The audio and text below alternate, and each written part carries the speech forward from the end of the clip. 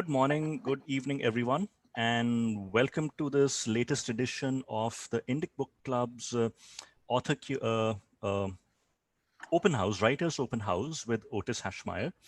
And those of you who have been joining for the last few weeks, you know what the routine is. So you go to the indicacademy.org website, and there is a link to submit your writing sample to Otis. It includes the do's and don'ts. So, the general recommended length is about 800 words. You send your writing sample to him in a PDF format. Otis will, if you send it well in advance and give him enough time, he will review it and mark up his comments and feedback and send the PDF back to you. And then in this open house that we have, he will take those samples one by one and share more details, feedback, and also share some guidance and advice on good writing. In today's session, we'll obviously go through that, and I have asked Otis if he could share some thoughts on writing reviews, good or bad. So while we may or may not be able to get through this today, I will, and he has shared some tips on what can how to go about it, and we or I will send him some reviews that I think did a good job of describing why the book was good or not good. And maybe in next week's session, Otis can walk us through some of the particular details there. So with that, I will turn this over to you, Otis, and all yours. Okay, thank you. All right.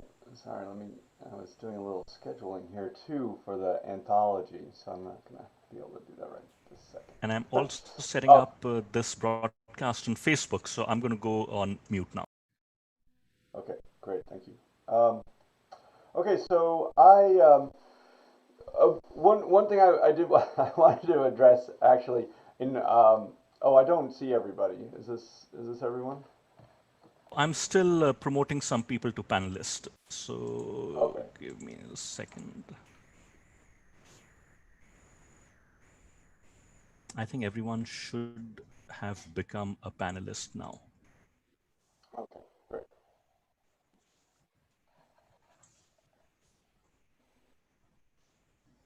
Um, uh, I was just going to say that I noticed this time.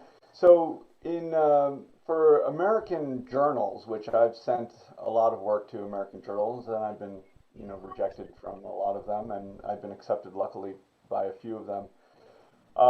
They have a certain standard for they always tell you to format your work in a certain way, and I have some. Okay, thanks. Um, So they always say to format your work in a certain way, and I always found that kind of an annoyance. But I realized uh, working with you and just from the sheer volume of reading that I do, that having some consistent formatting is pretty helpful. Um, so I don't think I need to I don't think I want to go on too much about it, but the standard, at least as it used to be, people like the font Palantino. So it has to do with font size, and spacing, and these are helpful.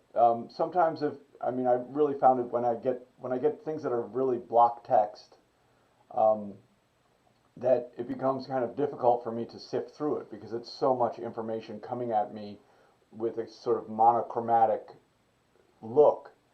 And I think that that's interesting for us to think about as writers, that in fact the way our page looks and the way we format our page and the spacings that we use and the conventions that we use actually do matter for the reader. They give the reader a lot of cues. And so what it means is that I'm used to reading in a certain way, and then I basically expect that too. And when I don't get that, it's not that I don't want to read the work, but in a way, the patterns of my my neurological patterns are being confronted in a way that I find difficult. So we should put this up also. Indic uh, Academy and the workshop. We'll put up these standards, I think. But it used to be Times New Roman was the standard font. 12 was the standard pitch. Double space is good for me because obviously I'm marking up your works. So having a little space to mark up your works is really good. But the other thing that I would like to add, which I think will elevate everyone's work, it's funny that these little things can elevate your work tremendously. So we have a tome, a style tome that we use in the US called The Elements of Style. It was written by authors named Strunk and White back in the 50s. E.B. White, it was E.B. White who's famed for Charlotte's Web, a number of other stories, and they basically present in a very short form, you know, some elements of style, basically, that can really be helpful. And I read it years ago, and I did not realize how great a volume it was. So I'm getting to something. Okay, so we have format, we have the font, the pitch, the spacing. But one of the things that in the Elements of Style that they say is they say, make the paragraph the unit of composition. Okay, that is something that we should write down. Make the paragraph the unit of composition. I have found that one little phrase, I did not think so at first. At first I learned about comma splices. At first I learned about a couple other little grammar things. But as I became really a professional writer, and being a professional writer means that you're a professional thinker. That's what it means. You're a professional thinker. The paragraph as the unit of composition has been the most valuable tool that I take away from them, and probably the most valuable tool I know in writing. What it means is, so just as the sentence is about one thing, which let's keep that in mind, the sentence is about one thing, the paragraph is also about one thing. So that information should direct us. With that in mind, I'm going to say something now that I would like you to try and do in your prose work, regardless of whether you finally want it to be that way. Okay, so this is drafting advice. You know how I talk about protagonists and antagonists quite a lot? Deal with the protagonist in a paragraph, the antagonist in a paragraph. Okay, so switch paragraph your view. So that basically means that on the page, what you will be doing is, we read in a linear fashion, but you will also basically be juxtaposing in these chunks these two things, protagonist, antagonist. Then you might go protagonist, antagonist. That's one thing. So basically I'm saying use our capacity, our technology of hitting that little return button to create a space and distinction between these two forces.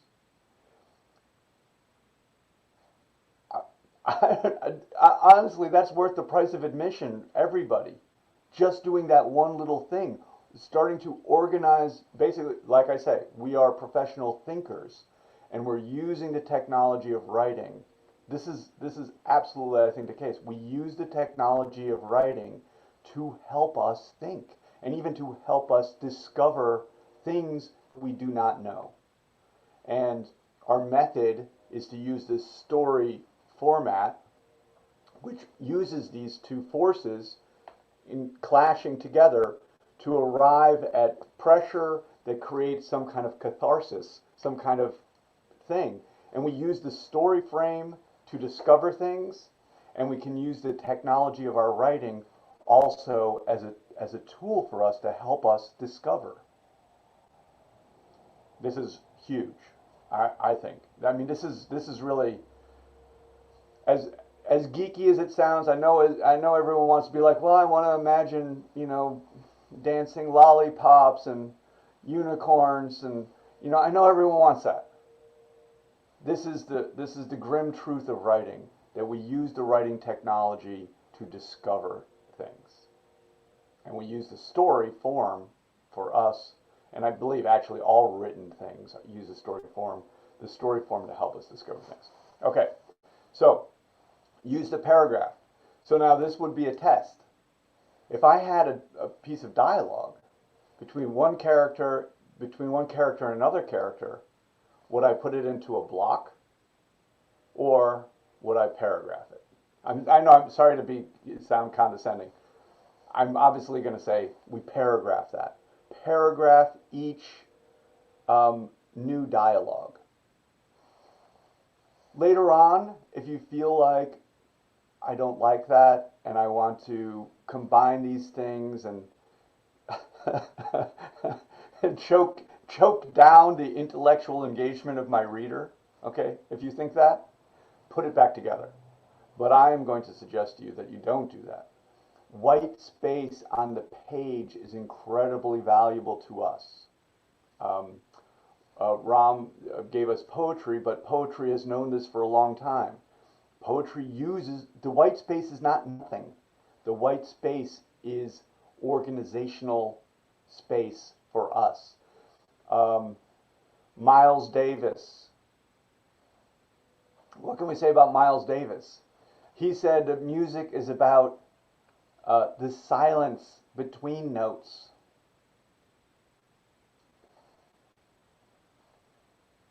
What in music, what we call intervals, right?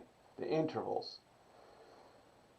The intervals are everything, right? The pace. I mean, it's everything. Without those intervals, it's cacophony. Okay, so we know the font, the spacing, etc., etc. We've gotten to the paragraph. I want you, we can emblazon that on our forehead to remind us. Use the paragraph as a unit of composition, and now I will add one more thing. So, because we deal with narrative, narrative is a sequence of events. Okay, so emblazon that on your mind. If you're writing narrative, you're writing a sequence of events. If you're writing a thesis-driven work, you might not be writing a physical sequence of events, but you are writing a metaphysical sequence of reading events. So, narrative is a sequence of physical events. Thesis statement, I am going to argue, is still a narrative because it's still a sequence of events, but it's a sequence of metaphysical events. If you're writing a thesis-driven work, the same thing comes true. Paragraph for your protagonistic force, the author who is making their point, and then a paragraph for the antagonistic force. And this is a great thing for us to understand. If we don't have a paragraph with that antagonistic force, we're only putting one force on the page. And if we're only putting one force on the page, we do not have any dynamic action in our work.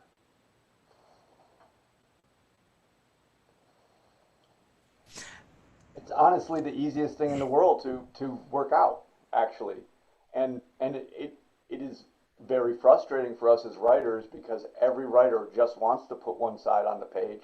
They only want to tell one side of the story. I know that. I've done it for years. I've wanted to tell one side of the story. Guess whose it was? But I can't do that because it's bad. Okay, that's the straight truth. It's bad. It's bad because it has no dynamic action. It has no energy. It is flat. It's monotone. It's like that in the hospital, when it's going beep, beep. Okay, so that's interesting because it goes down and up. Two things, down, up. Beep, beep. That's interesting. One-sided story goes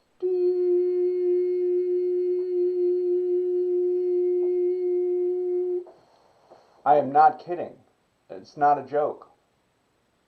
I don't, it's a very sad and difficult thing to deal with. I actually feel sympathy for all writers and all human beings across the entire earth because I understand deeply our desire to tell one side of the story. It doesn't work.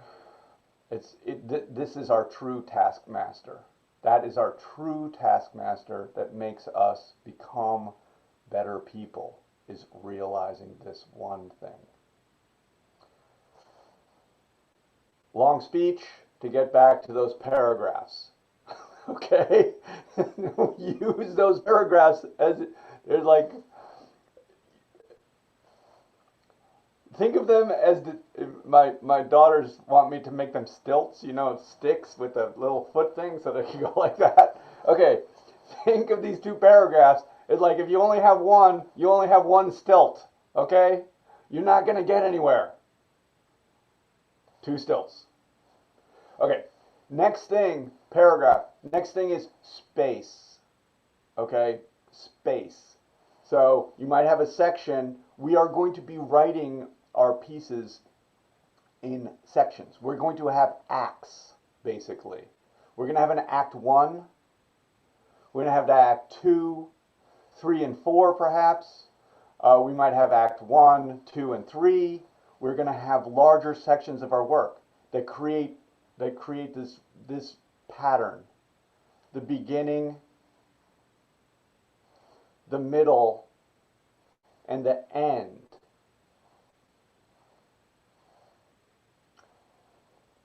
We want to create a space so that the reader can recognize this transition. This is my rule for space. Since we're writing a narrative, it would be somewhat different with thesis-driven, right? Thesis-driven, if you're dealing with one metaphysical idea that's, developed, then you might have a space to the next one. But in a narrative, if you change time or space, make a space. So, which means if you have that space, you need to start over again in terms of establishing point of view and the setting. Because you basically, it's like the movies. The movie has what's called a jump cut, right? They don't fast forward usually between this point and this point. They just cut it. And it just goes, and you're into the next scene. But you know you're in the next scene because you see a different scene. You were in the warehouse, and now you're in the French restaurant. Whatever it is, right? You go from here and then to there. We have to do the same thing, but the problem is we don't have all of those visual cues, right? We don't have film. So we have words that paint a picture to here, and now if we've changed in time or space to a new scene, we make a space to let the reader know that it's changing. And then we have the responsibility of drawing that new scene, that new setting, and definitely establish the point of view, because when you change, in the movies, you might be focusing on a different character, right? That's how it works in movies. They have a different way of dealing with point of view than we do.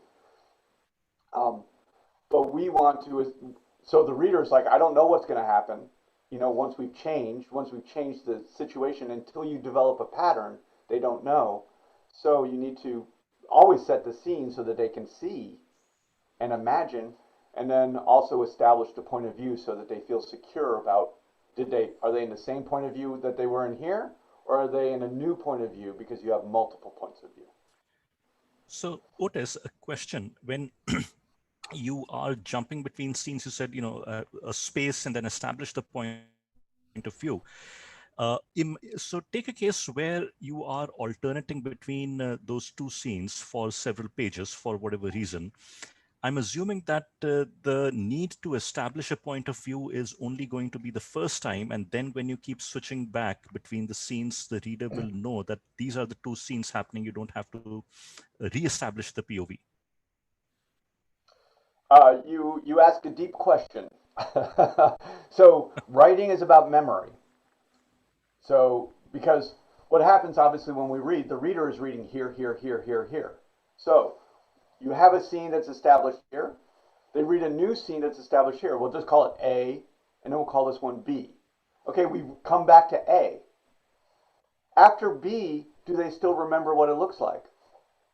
Maybe, maybe not, right? Mm. This is the same, so we need to think about that. So I would probably say I don't need to establish the scene maybe as much, but I don't know. This is part of our issue, where this is even more illustrated in characters. So like you're saying, we're trying to make a movie basically. We're trying to invite the reader into a world that takes place in time. So that's basically like a Hmm. movie. Right, We're trying to invite them right, into a movie that takes place in their brain. If we do not give them the language to allow that movie to take place, concrete language, imagistic language, you know, basically the language of physicality, physical language, then no movie takes place. And we're only dealing in a metaphysical realm in which the reader is just trying to absorb abstract information. Very, very poor, not effective. This is why stories are actually so much more dominant and effective as for conveying information than abstract work. They just are. And if you do use abstract work, you base it on evidence, which is physical. Physical is always better than abstract. right, right. So where your question really comes into play is like a character. You might have a character established here, and this is something that I've mentioned actually in some of the works here. People have the names of their characters, and they say what the relationships are. I can't see those. I can't imagine someone from their name at all. Um, so it it's not effective for making the movie take place. So, like if you remember your French films, your noir French films, and it's black and white, and one person's wearing a red beret. Okay, that is a technique that's used to help you remember who you're dealing with. Um, this is also why in the movies characters are so distinguished. One guy is he's good with a gun. The other guy is a knife fighter. The other guy is good with his fists, right? And the other guy is, as they joke, the wild card. Who knows what he's going to do? He's crazy, right?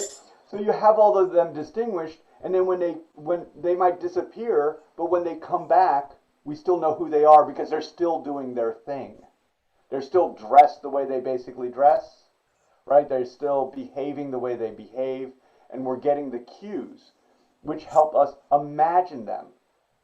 Again, Right. it reinforces that imagination. So it's actually, this is again a really big thing for us to understand in our writing. I've had this so many times. I've taken immeasurable workshops. Uh, okay, I've been in a lot of workshops, and you'll be in there in a workshop, and someone will be like, I don't know how old this character is, and the writer will go like, I said that they were 7. It's like, but it doesn't matter. It doesn't matter if you say that they were 7. That doesn't mean anything to the reader. They have to behave as if they're 7. It's the behavior and the actions that allow the reader to imagine them, not the words. I mean,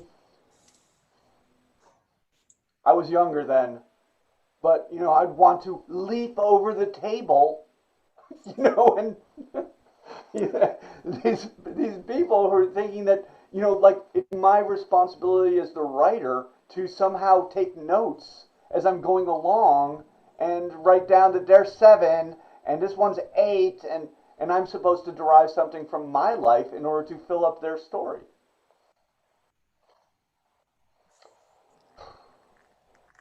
Um, in this, though, I like this conversation very much. We will find that the the next important thing to remember is that these things we want to remind the reader. So when we return to this character, okay, so like the character here who's characterized with a limp. Well, then in Act 3, they're going to be limping again. Or if they're not, the person is going to say, "Hey, you're feeling better," right? this helps the reader remember. Um, Right. but the main thing is the story is about the protagonist arc. The character arc is the story. That is the story arc. And what our protagonist will do is they start one way, right? They start here, and we have to see that they are transitioning this way. Correct. The great example of that in the U.S. and out of Hollywood that's often used is Chinatown with Jack Nicholson, shot by Roman Polanski. I bring it up just because it might be a shared reference point for us. But to understand, if you see that movie, you will see there's two basic movements of a story. One is linear, going like this, and one is circular, going we start here and we loop around back. This is why stories end up working and are complex, is because they have two shapes, not just one. One is this way, and one is this way. So the story returns to the issue of the beginning. We can get to that in a minute. But with the Roman Polanski film as an example, Jack Nicholson comes out slick as hell, right? He's got it all together. But what he's done is he's distanced himself from his emotional past. We don't know that. Every character comes in with a past. But he's on the screen, he's like, hey, how you doing? Da, da, da, da. And then what happens? The antagonistic force, the thing that he wishes to avoid, emotion, walks in. We can term this as in walks the dame in a noir film, right? In walks the dame. But it's not the dame. In walks the antagonistic force. His character wants to avoid emotion because of his past, and in walks the potential for emotion. Boom. As we move along in that story, the main character, played by Nicholson, gets more and more disheveled, basically. like the first thing that happens to him is his shirt gets torn or something. And then the next thing that happens is, he gets beat up, right? And all along, it's a brilliant depiction of this. It's visual. This is the important thing. We don't tell people what's happening. We show them what's happening. We don't have total control over our reader to say, this is what you need to take out of it, because we're actually trying to communicate with stories to people's emotions. We're trying to take them on this emotional journey that doesn't really have words. So along the way, he's getting beat up, and then there's the great scene where Roman Polanski himself does a cameo, puts a knife in Jake Giddis's nostril and pulls it. Now, this is about the middle of the movie. Jack Giddis, who started out in his white suit looking so pristine, is wearing a huge bandage on his face to cover up the fact that he's had his nose cut. So now he's beat up, and he's a real slick ladies' man here. Now he's totally beat up. But now, of course, he's able to establish a relationship with the woman, the antagonistic force. And then, I don't want to ruin the movie for you, but anyway, the point is this transition, and the point I'm making is, we have these other characters, minor characters show up. We have to remember them, okay? If there's a major antagonistic force, we want the major antagonistic force also to have an arc of character, but the most important thing is that the protagonist is the one who's on the journey. So for that, we need to know who the protagonist is, of course, but they're the one that we're following. And what I'm saying is, and the reason this is coming out of the conversation about memory, is that while we're remembering this person is you know, like Hitchcock used to have the Thin Man or whatever. You know, this character we have to be able to recognize and remember, but this character, the protagonist, has to transition. So they start one way, but they're not the same in any scene that they're in. They are always changing. And the moment that they are exactly the same in stories, you cut that scene because it is not part of the story. The story is about the character's transition into a very difficult place out of which they may or may not be able to transcend. They have a choice. And so the choice in which they do transcend is a comedy. The choice in which they do not transcend is a tragedy. But it's always transformative for the reader, I feel. This is my feeling about the emotional experience, because if it's a comedy, I stay with the protagonist and I enjoy their success. If it's a tragedy, at the moment that they choose to take the tragic path, but it has to, I feel it must be a choice. We owe it to our character to give them a choice. That's our responsibility as writers, to give our character a choice. But the moment they choose the tragic path, there is an elation of free choice. That's an elation for one, and it tells us that we, in a sense, have control over our own destiny, that we can choose. We're not just compelled. But also, as they go and take that choice, I abandon them, right? I abandon them psychologically and imagine myself taking another choice. So I've learned either way. I either learn by staying with the protagonist, or I learn by abandoning the protagonist and saying, I would make a different choice.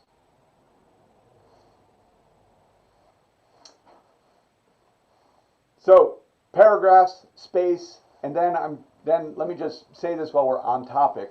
I said that the major movements are beginning, middle, and end. So I just want to say this about the rhythm of story. We'll see that beginning, middle, and end is 1, 2, 3. But the other rhythm in that, and people will say this, is that the beginning is about a quarter. The middle is 2/4. Half of the story will take place in the middle in terms of general, I'm just talking about the general rhythm. So 50 pages, 50 and 50 is 100 pages, and 50 pages for the end. What that does rhythmically is it creates a counterpointal rhythm. Not the 1, 2, 3, but underneath that is 1, 2, 3, 4, right? Beginning, middle, and end, and underneath 1, 2, 3, 4. So we have a 3-act. 3-act and 4-act are very similar, really, and we want to actually have the rhythm where we have both of those. But I just want to say this briefly. If we think of the divisions between beginning, middle, and end, what that means, and I tried to puzzle, I had, a mentor, and, I've heard it many times, a story has a beginning, middle, and end, and I honestly wanted to shoot someone because I didn't have any idea what that meant. What does it mean, a beginning, middle, and of course it does, So, but what I've reasoned that it means, and I will tell you, after great pain for myself, is that the beginning does what the beginning must do. The middle does what the middle must do.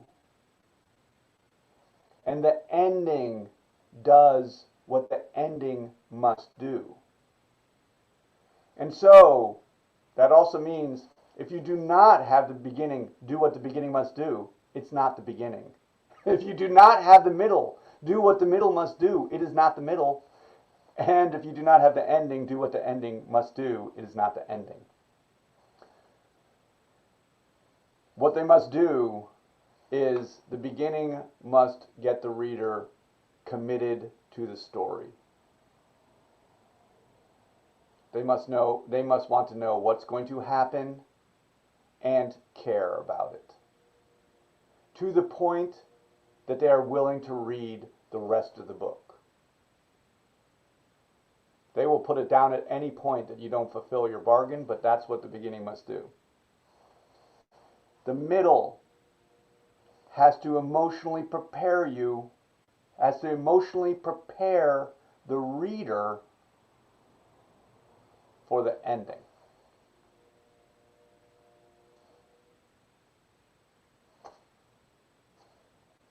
And that's our mandate. That's our mandate. So like, if you were like to, if you were looking at it, I've boxed for a number of years. If it were a boxing match, like, you know, all the hype, the hype of boxing, right? The hype of boxing, that's the beginning. You know, where they're trying to get you to care about these two characters who are going to be pummeling the crap out of each other and causing brain damage. Okay, so they're trying to make you, you know, this person is good, this person's evil, this, you know, whatever. So anyway, so that's the beginning, to make you care, right? Or the two football teams on the pitch, or the cricket teams. I have played cricket. Actually, it's my greatest sports success story was playing cricket. I'll tell it sometime. Okay, so the beginning has to do what the beginning does. Then the middle is when the bell rings, right? Ding! I'm committed. I'm there. We're committed. The characters are committed. They come out, right? Everyone's committed. We're gonna go through every ding, ding, ding, ding, until what? The knockout. The knockout. So all those rounds from the bell ringing to the exquisite moment prior to the knockout is the middle. It's like we can think about it as, if we want, we're tenderizing the audience to get them ready to be put down on their back. I think I've done the Aikido thing. It's like the middle is like that part where this is the emotional roller coaster. Emotional roller coaster. The Aikido master knows it, we know it, and then we flip them over on their back in the end. It's the resolution to all that came before. That in stories, as I say, because of so that's one pattern, but as I said before, also reverts us back to the beginning. Has us recognize, in a sense, what we've always been dealing with, and surprising us by that. Okay, big speech, but. So how many samples do you have for review this time, Otis? 4. 4. Okay, excellent. 4. And we're going to do it right now. Yeah, and let's see, I gotta exit this. So let me go here.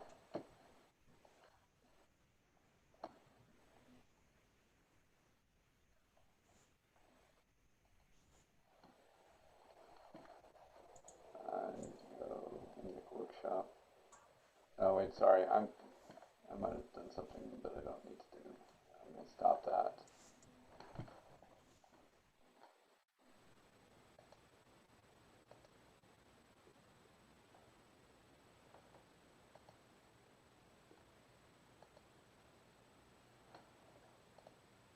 Okay.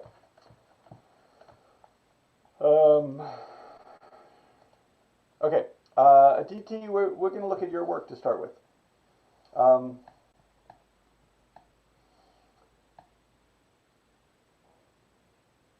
And do you see that? Did that come up as shared?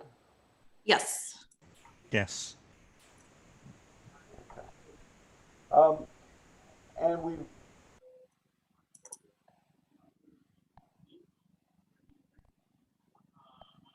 Can I have you just read the ending of this piece? So just from the Bridgeville still manages to keep out chain stores.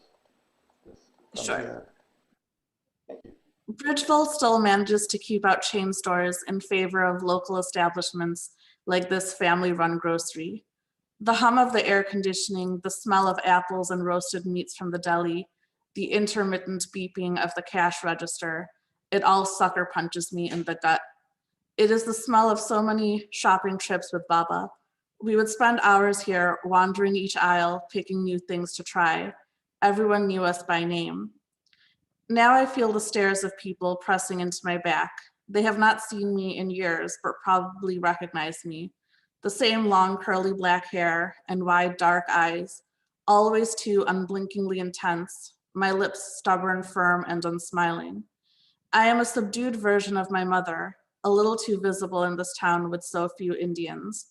They are probably wondering whether I have relapsed into the sickness of silence once more. Okay, great. What was it? What was what was your intention with this piece? If you could talk about it just a moment. Sure. So this is the opening scenes of a novel I'm working on. So I wanted to create a little bit of mystery in the mind of the reader without being confusing. I also wanted to establish the sense of Leela, and she's kind of haunted by her past because that's a big part of the story. And also the beginning part was this dynamic between her and Sanjay, who is the other lead, and they're kind of antagonists, but they're also is a love story that develops between them later. So I want to Really? set, I want to set some of that up. Great. Well, that helps me. You can always give me that as a note, so it can help me read a little bit because, when as I'm reading it, I'm saying, okay, it's beginning here and then it's ending here, and then, some of my comment was, does this feel like an ending, given where, so I just go back to my basic stuff. I say the same thing over and over again. It's like we start with A, then so the protagonistic character comes in, they're experiencing some force of antagonism. So then I'm going to say, what is that force of antagonism? That becomes the event of the story. That's the middle, right? And then what is the resolution to that? And that's what I was going to sort of draw our attention to. Um, but as the beginning of a novel, so it's very different. And it's funny because right, I'm just looking at whatever this is, 750 words, 800 words. And so I see a complete thing in my hands.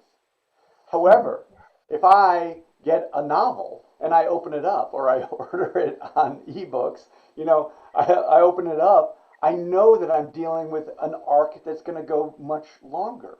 So now, because the story structure is an accordion structure, we I think we benefit in our longer works with understanding that then each, in a way, so like the story is an accordion structure where we come in one side and we come out the other changed to some degree. We should take that accordion structure to every section of our story and every section of our work, basically. We can take the accordion structure to a sentence. We come into the sentence, we go out the sentence, right? The paragraph is the unit of composition. I absolutely mean it in terms of the paragraph. That we enter the paragraph in one way and we leave it another. And it doesn't matter whether we're dealing with narrative or we're dealing with thesis-driven argument. And then the same is true for each of our sections, and the same is true for our chapters, and the same is true for our beginning, which would be the first major section. The same is true for, as I see it, excuse me. Tells you I'm talking too much. As I see it, the middle is these two sections. So each of those sections, you come in, you go out, and then the final one, you also go in and you go out. So I offer that to say that this probably can be tightened up to make sure that the reader does have an experience of entering this section in one way and leaving in one way. The simple way that I usually express that is that we have a protagonist who enters the story in a certain state, basically an emotional state, an emotional state. And I'm going to get real. I know this is going to sound so mercenary to you all, but I can characterize those states. For me, I can characterize those states as either being positive or negative. It's either going to be a positive emotion or a negative emotion.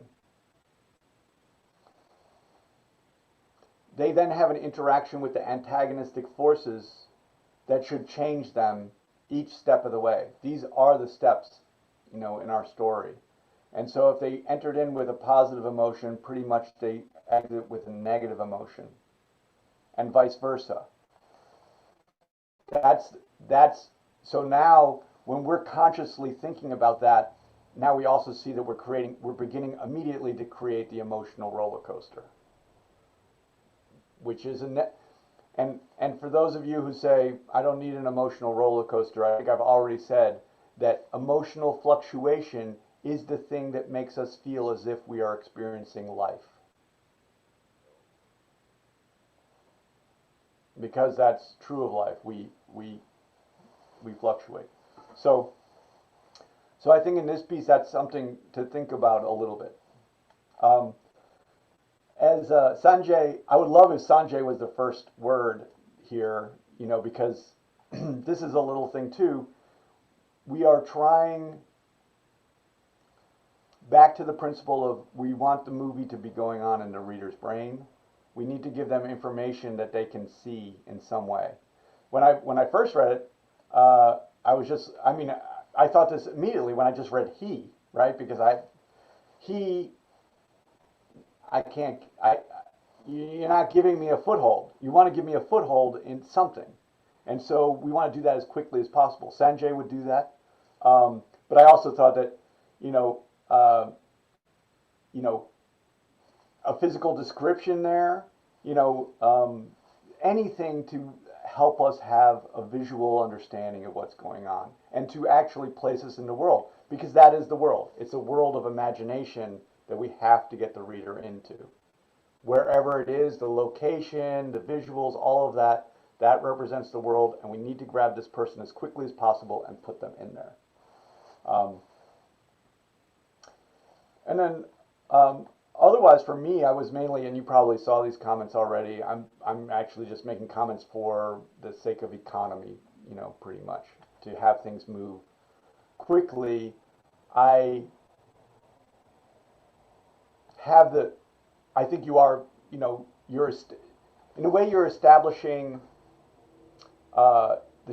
the two forces of protagonism, I think, pretty well, and I feel that this story is a high-level story, so I really appreciate the level that we can now talk about it. But I feel the force of antagonism of the past. You have that. And I understand that Sanjay is an antagonist, but he doesn't show up on the page, really.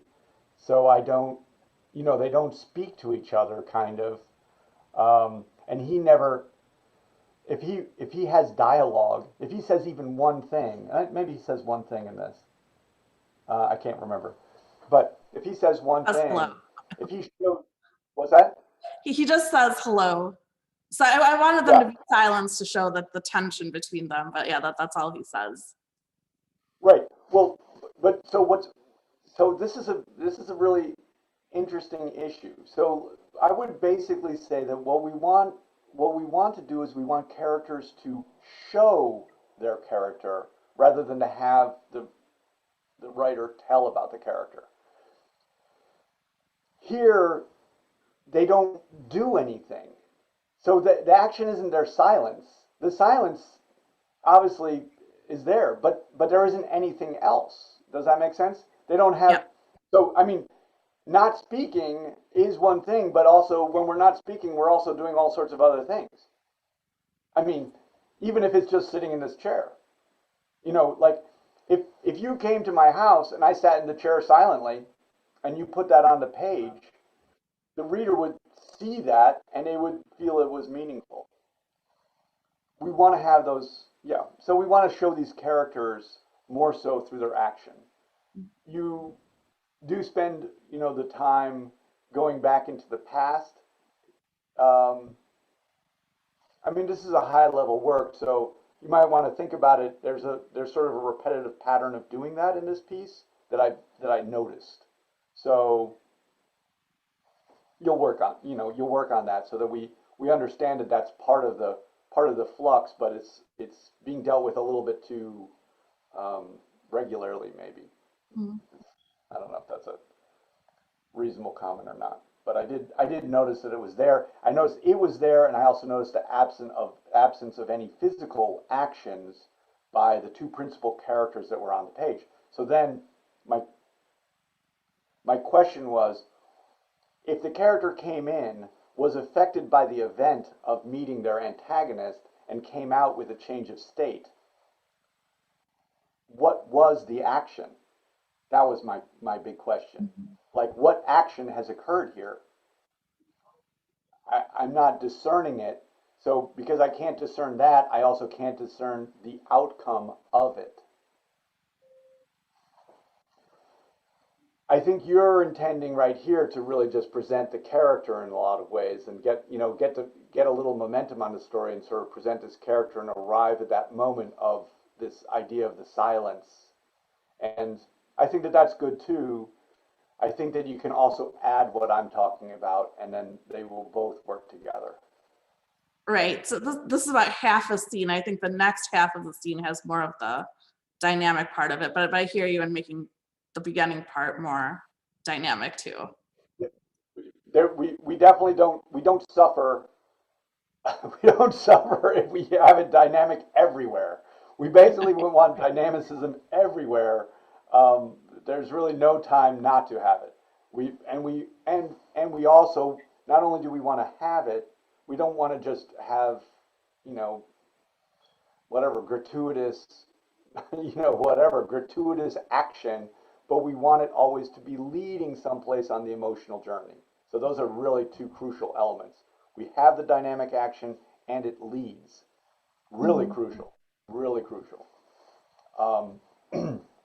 I've read many stories. Just as an example, it's not really pertinent here, but just as a warning.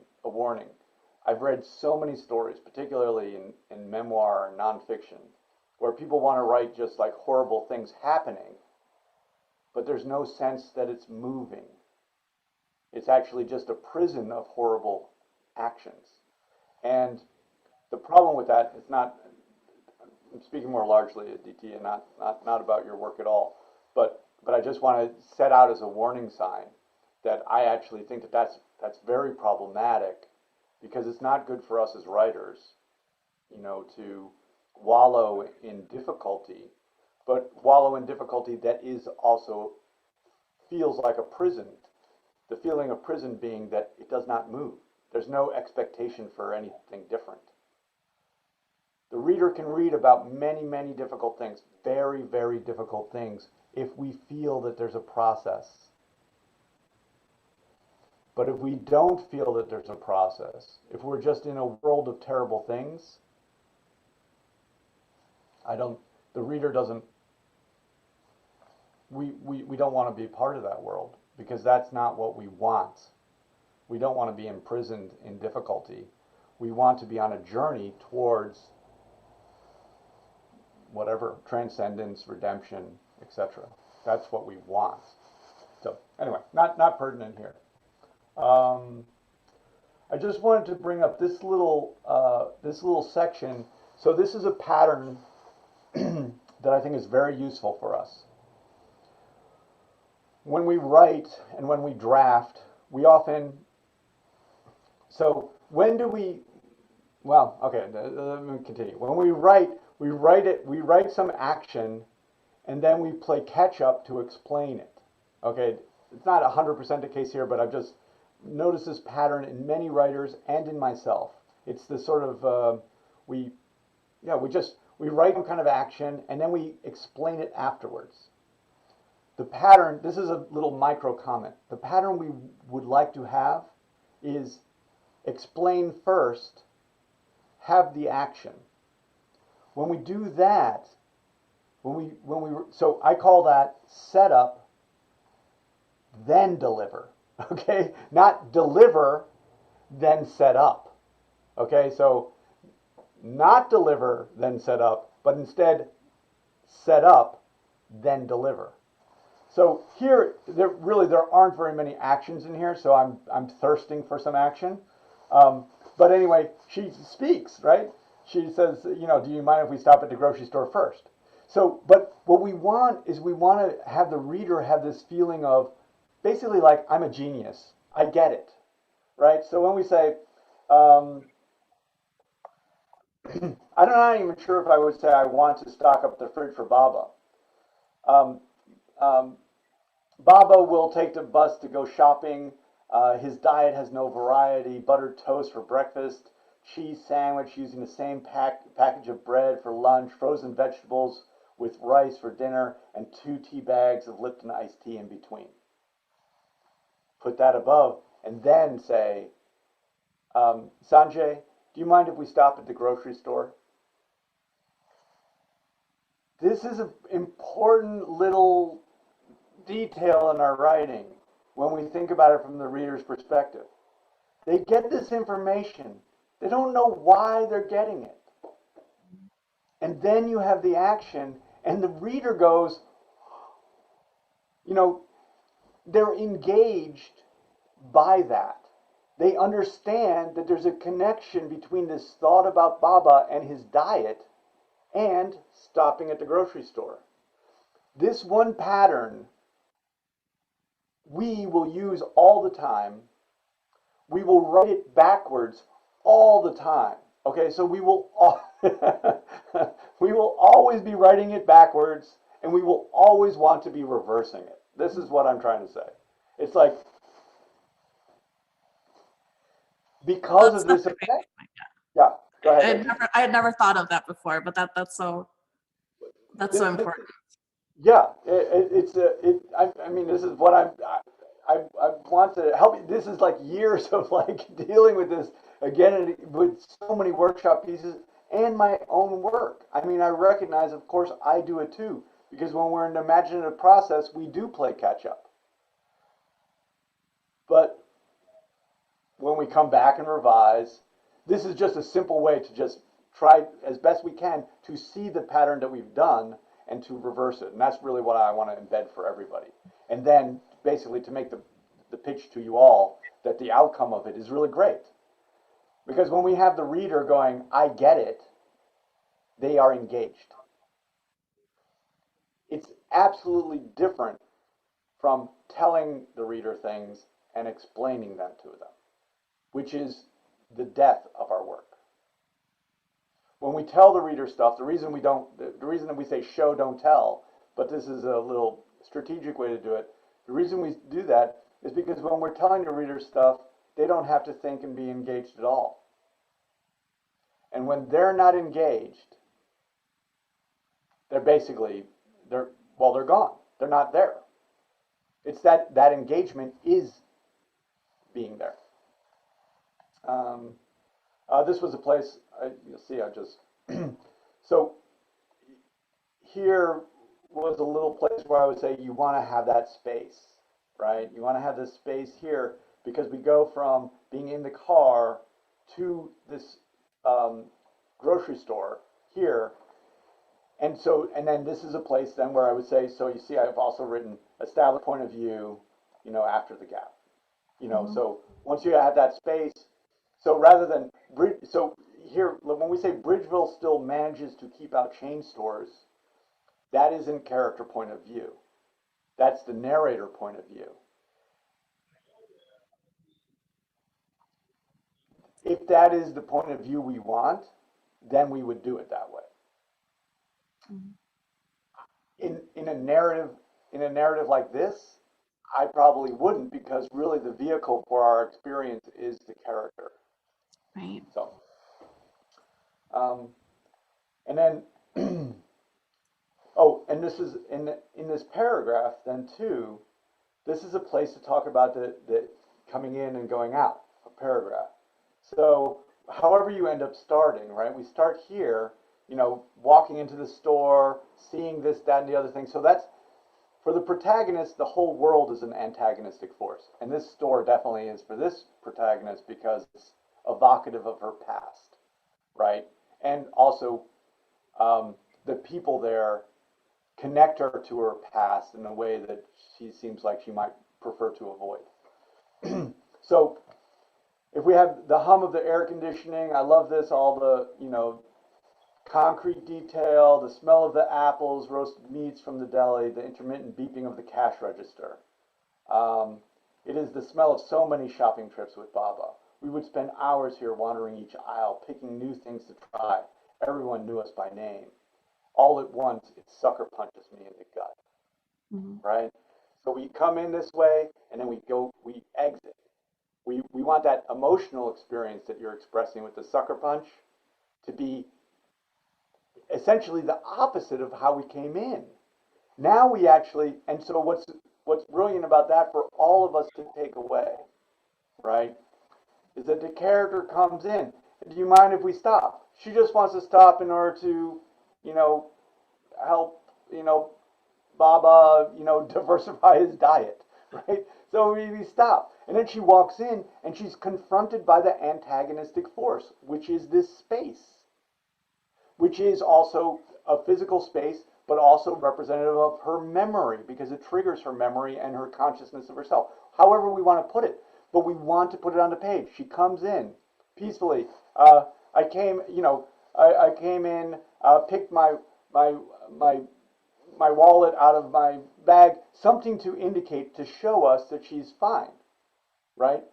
But then we have the store itself, the antagonist, and then we have sucker punch me in the gut. Really important to realize that is, when we write stories, we're writing an action in time.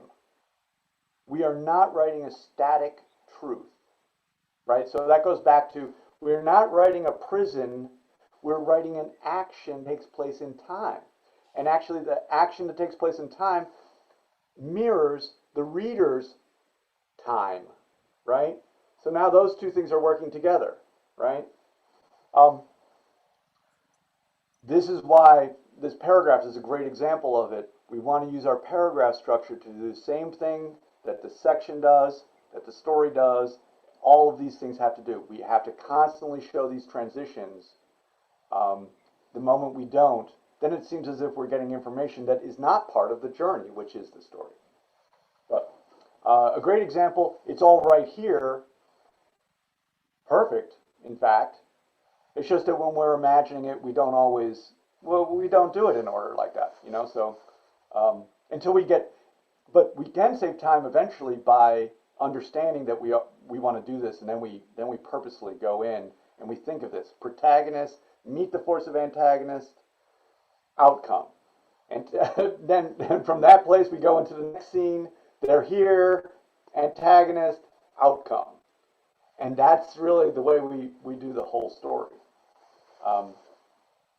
Human beings never tire from reading about experiences that affect character. I better move on. I'm going to get in big trouble. Aditi, do you have any questions on this?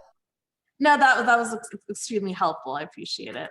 Part of the thing with the quiet is, like, she was actually mute for a number of years, so that comes back to it. But yeah, great.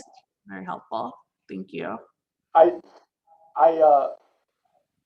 get that. I think it's a great setup.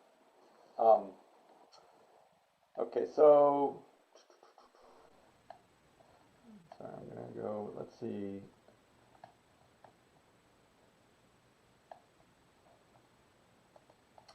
Let's look at Ram's piece.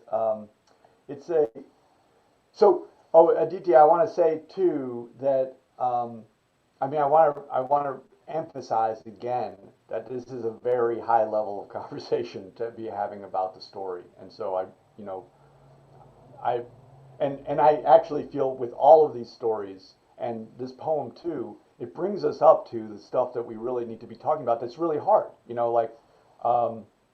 as we've said before, we can all type something. We're all good typists. I've proven that I can type. I can type hundreds of pages of uselessness. No, no, it's not. It was useful. I got to be a better typer. But we can type. But then we get to something where we're starting to type something that starts to look and feel like a story. It's starting to put those elements on the page. And then we have something concrete that we come back and we start to work with. And we do, you will find, maybe this is even a problem for me, but we give it a lot of attention. We give it a lot of attention. Maybe some, and our struggle as writers usually is to be able to do one, to bring the mud up from the depth. That's the first part. The second part is for us then to avoid dealing with the minutia and deal with the macro issues of story. And then to get into the middle section where we're dealing with characterization and things of that nature. And then the final section is dealing really with, the acute language issues. And then with the purpose for us all of actually rising to someplace new. Right? Not just for our readership. Yes, for our readership, we need to offer our readership something new, a new world, a new experience, but we also want that for ourselves, I believe.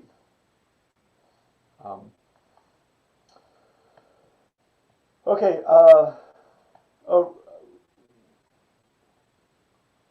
Ram, you know what I did not do?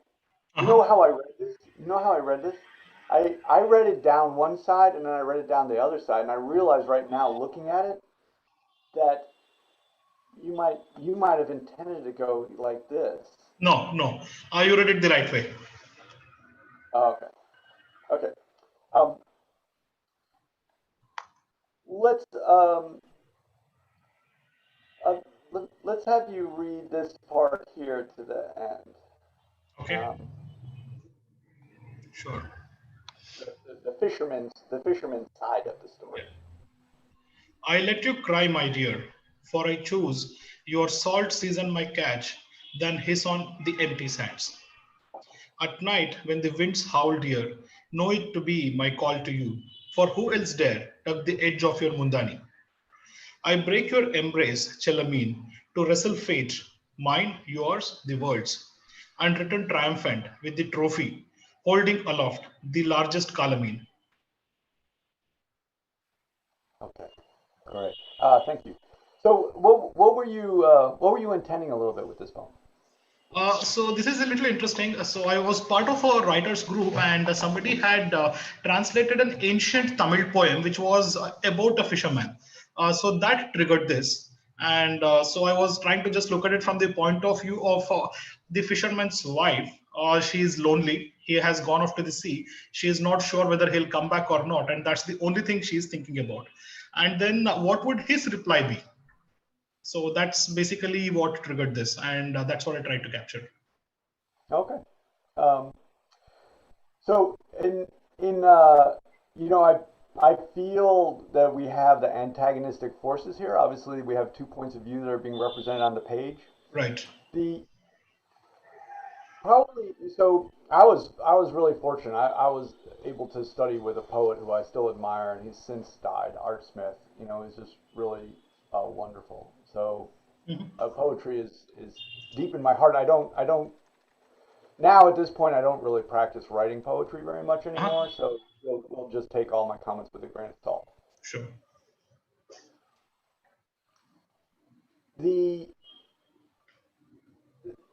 A starting point for me with poetry would be language. Um, Hmm. so just like we're dealing with something that is extremely economical and compressed when we're dealing with a poem. Right. We still have a story to tell because we still have to take the reader through an emotional experience Right. from one place basically to another where they feel as if they have gotten something of value for themselves. Right. This is the issue with all of us in all of our writing. If we do not take the reader, we either don't get the reader at all, or we lose them along the way, Or we somehow get them to read the whole thing, but they do not feel fulfilled from the experience, which means that no matter how, this is really crucial for us to remember, right? Even though the even though the reader is leaving their own life to enter our world, their time and experience is incredibly important to them. Okay? Time is the most valuable thing, I think, that we have. Time to experience. So we do not want them to feel, even if it only took them 30 seconds to read it, if it took them an hour, if it took them 5 days, we do not want them to get to the end and feel as if their time was not well spent. Absolutely. So for that, I go back to the basics. We need to get them into the world. To get them into the world, we need what I often say in poetry is concrete language. When I've gone and taught poetry places, I had I went with a poet. I was really a fiction writer at that point.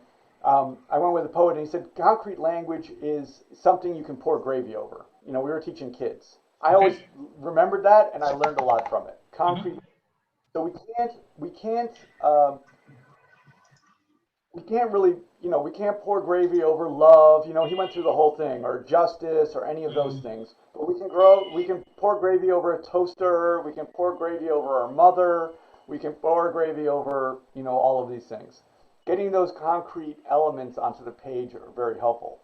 Then, like we had with Aditi, she started with he. Okay, well, he is a man, and we can, pour gravy on him.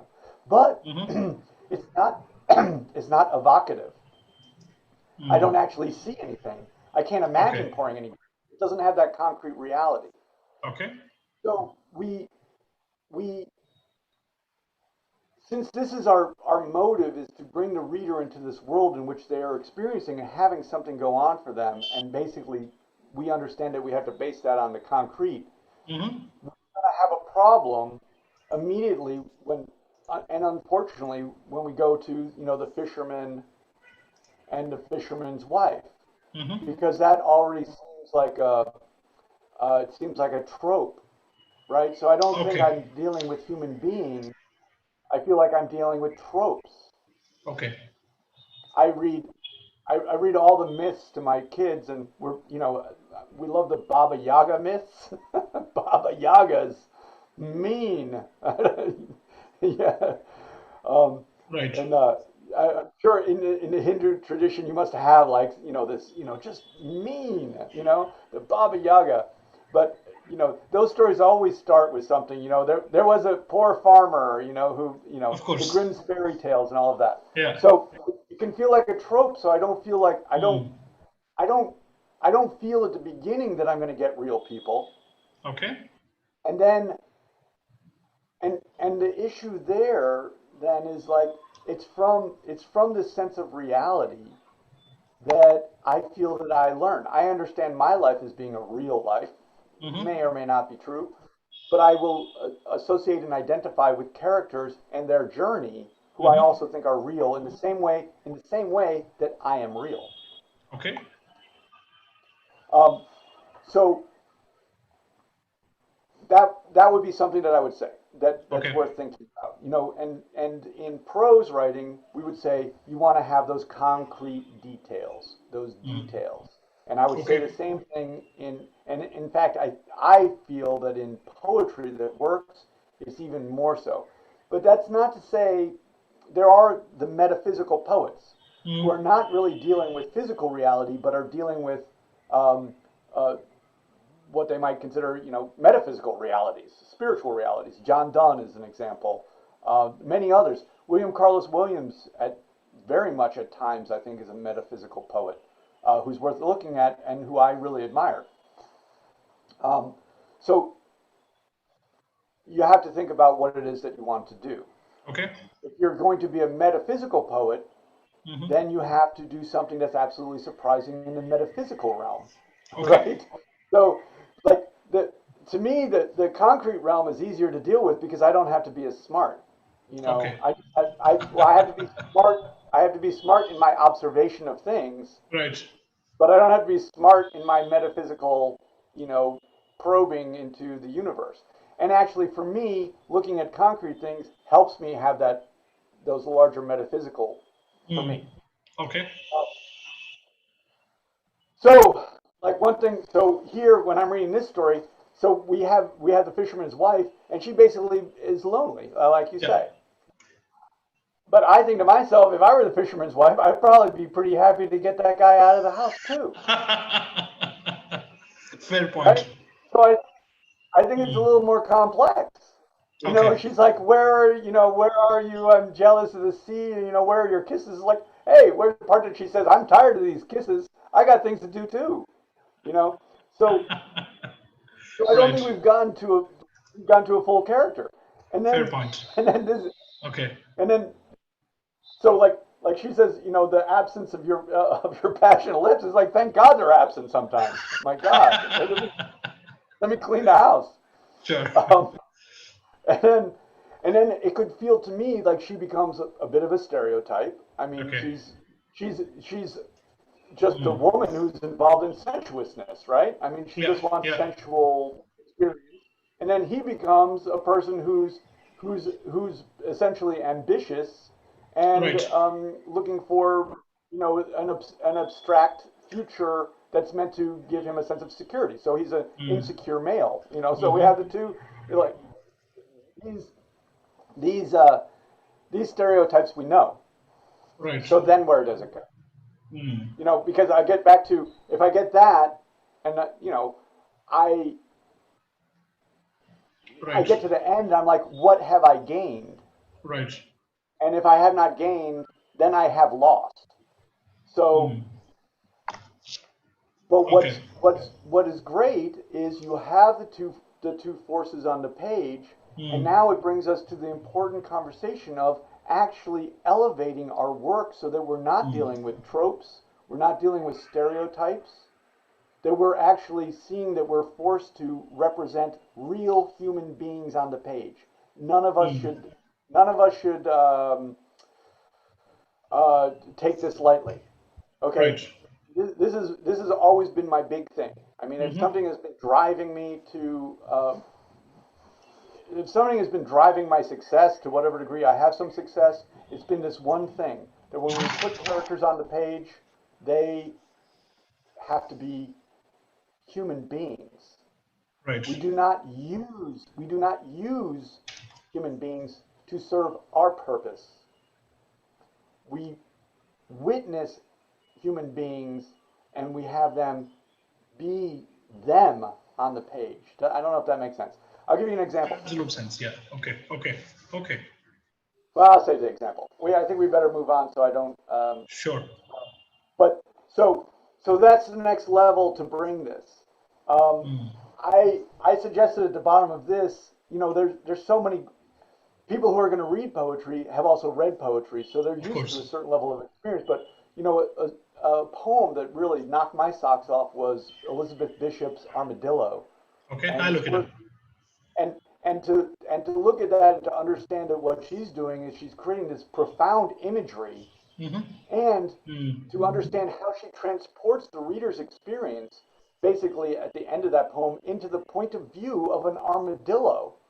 It's a brilliant poem, I think. Okay. And I offer that up to say both these two things. Concrete detail, so what we finally have is imagery, right? Imagery, what that means is imagery for the reader. We use words so the reader has an image. Very important to all of our work. And then we really pay attention to the fact that we need to go from A and then transition them not back to A. So I already know that, let's say I know the trope of the fisherman, you know, the woman who's cast as sensualist and the man who's cast as, you know, abstract realist. And then I know that already. If I end up with that still at the end, I haven't gone anywhere. Right. So I have to make a trip. Right. I see that. But I love you grappling with it. I've lost many happy months. You know, I love, you know, if you love to write poems, and all of us, I mean, it's like just indulging that micro level attention to our language, and I find that such a happy space to be in. Right. I also find that poems are a little bit shorter to write. Absolutely. I know it's not supposed to be that way, but honestly, I find I can finish a poem a little quicker than finish a. Of course.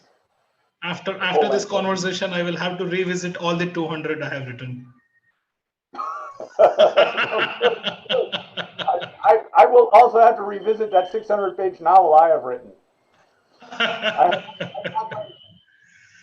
Sure. I think the thing with me has always been, it might be with you too, is I'd always rather just write the new thing. I'd always rather just pull the mud up from the subterranean realm Right. than go back and deal with that mud. Sure. Yeah. I have so much of it. The problem is I keep digging up new things. Yeah, exactly. I keep wanting to go here. I don't want to go Absolutely. back. I've already dug that up. Yeah. Okay. Thanks a lot. This was very useful. Thank you very much. Of course. Let's see. Let's look at this piece. Is Shalini here? Shalini, okay, let's see if she is here. Shalini? Yes, Shalini. she is there. Am I audible? So, Otis, I think this is probably the last one we'd have time for today. That's fine because Ashvani is going to send me his piece back. Okay, So, perfect. right, Ashvani? Right? Yeah. He's going to send it back to me. It's a little bit long, and I'm asking for some format change. Okay, Shalini, yeah, can you, I want to read.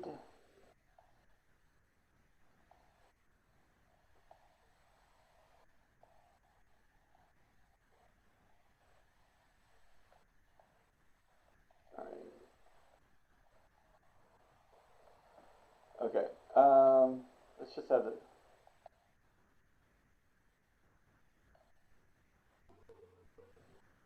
Okay, so let me just set it up a little bit. I'm just going to have you read this section.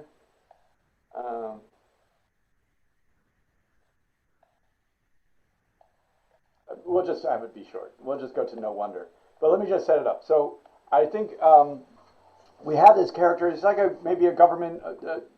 Shalini, you'll correct me if I'm wrong. But he seems like he's maybe a bureaucrat or something like that, or he was, and he's retired. And he has a property one place, and he has a property also in this slum area. And he's walking by. He's walking there to check on his property after a cyclone, and he basically overhears a conversation. So, and this is a little bit of the conversation he overhears. Yeah.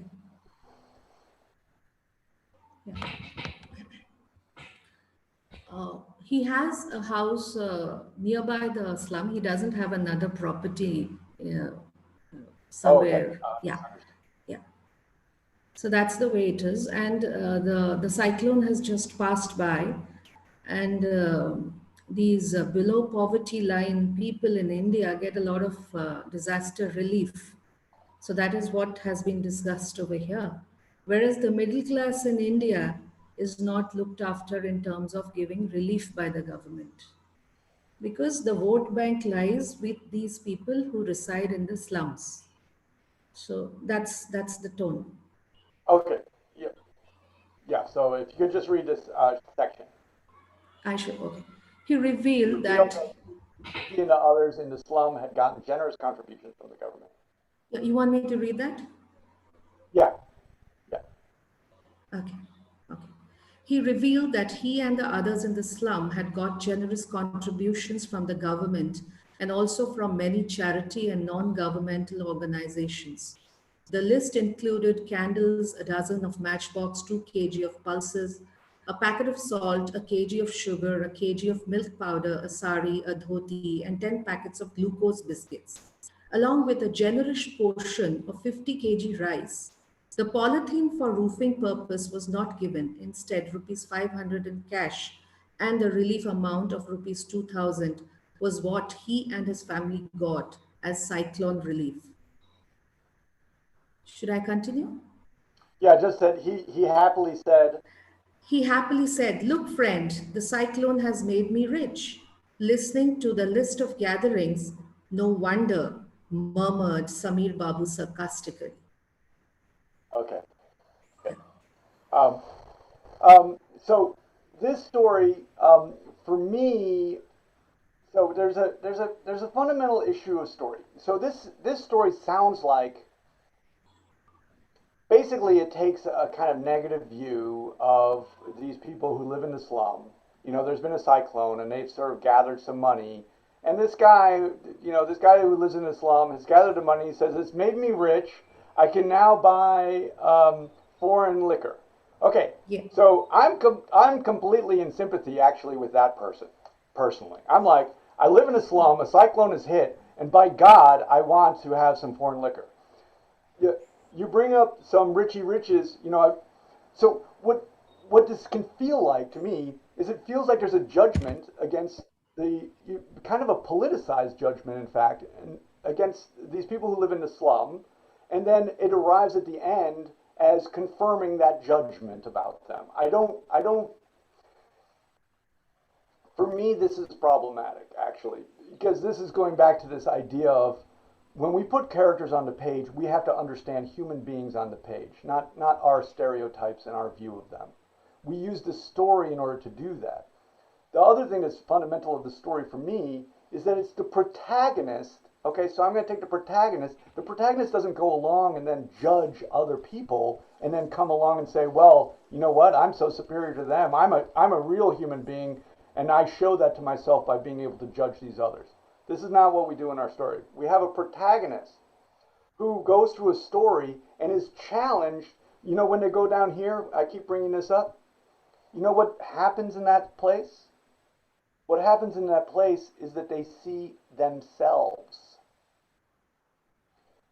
I sometimes term this as the light, right? We all love to shine the light on others, right? There's what is it, I think it's the old, is it the Old Testament? You know, where there's like, we're so quick to remove the speck from our brother's eye and not see the plank in our own. I think that speaks to the human condition actually quite well. So we always love to shine a light on others. And our protagonist, yes, our protagonist actually begins our story like that. But what happens in the course of the story and what happens in this place, I can't even show you because right? They've gone here, is that light shines on them. That's what happens in the story. We as writers, we're here, okay? We use characters. They can be characters based on us or they can be whatever. But we use characters. But like I say, we don't, okay, we're writers. Let me say we show characters. We don't use them. We don't use characters to advance our belief system. As writers, we try to witness the world. We don't try to prescribe it. We, as writers, we actually don't judge the protagonist. Yes, they're problematic. Our protagonist is tested by the story. The antagonistic force is the teacher of the protagonist, because it's through the interaction of the protagonist and the antagonistic force, boom, that they arrive at a state of transcendence, enlightenment, something. Or actually that they arrive at the chance to engage in an act of free will. And so, in this story, we have the elements that we need. We actually have the basis of a great story. But now we have to dig deep and figure out what it is. And we have to have the action of story take place. We have a character, retired. Obviously, he has his attitudes about people around him, that he looks at them and sees them in a certain way. And he is going to be confronted by these people. And then the question is, how does he change because of that? This is always the question in all of our stories. If there is no, I think I've said this before, if a tree falls in a forest and it does not affect character, it does not matter. That is my saying for that. So this is what happens. If the character has an experience and they do not change, nothing has happened. And we'll go back, as we were saying, to Ram. The absolute compact of story is that I enter the story one way, I spend my time, and my time is well spent because I am changed by the experience. I'm changed by the experience because I have the experience through the vehicle of the protagonist.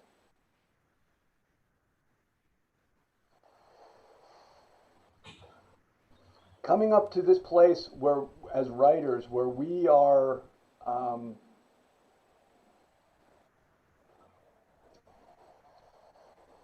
where we're writers and we're not engaged in making a play of our own bias and feelings, but we're up here. This is where we want to arrive, and then we start doing some really great work. You have the basis here, but you have to figure out. I mean, I know it's difficult. We ourselves, just like all our characters. Okay, the truth of all characters is that we do not want to change. I know this.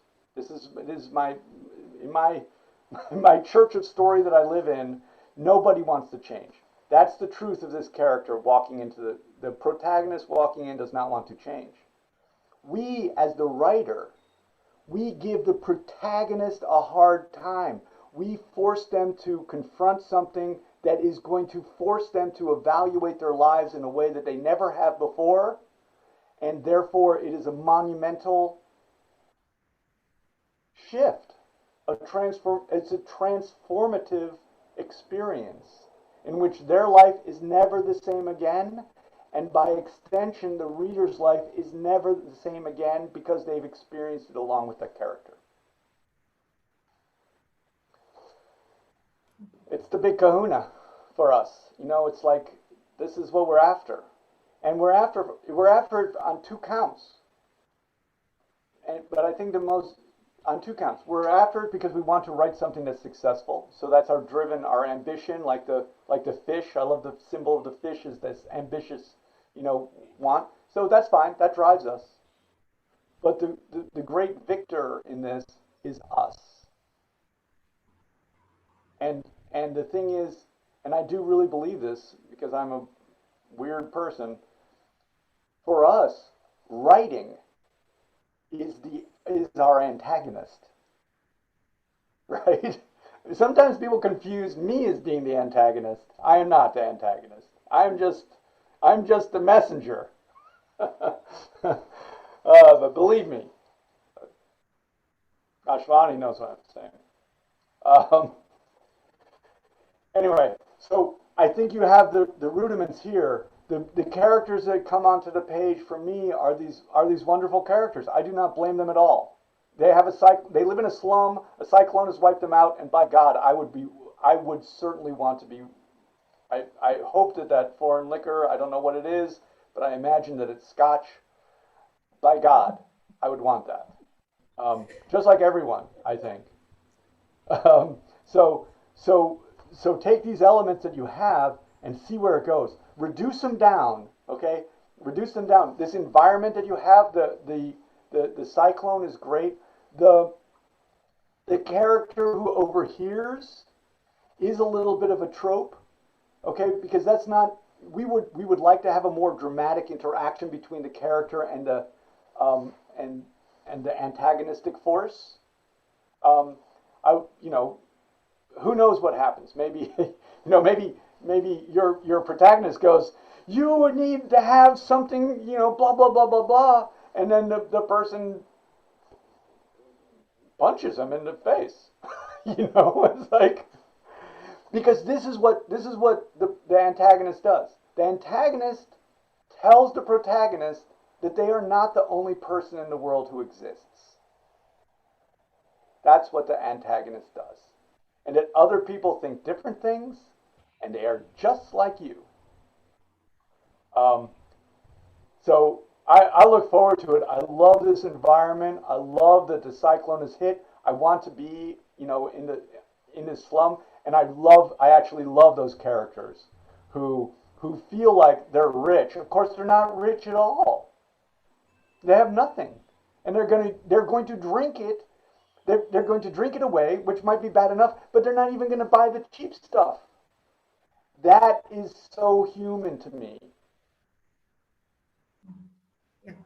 Now the key is to make the protagonist just as human by having him be affected by this interaction with these other human beings. Fine. Fair enough. Okay, I better go. Avatar is gonna. Okay. Do you have any questions? No, I'm clear about it. Thank you so much. Yeah, you're clear. I'll- Yeah, I sorry about that. I get very impassioned about these things, but I think that these are the things that are the most important for us, and actually the greatest things that we get from our work. You know, rising to this place of being a writer and not. There's a difference between being a writer and being a character within a fight who's writing. Right? Like you're, you know, I gotta make the world this way and I'm gonna write something to make it that way. That's different than being a writer.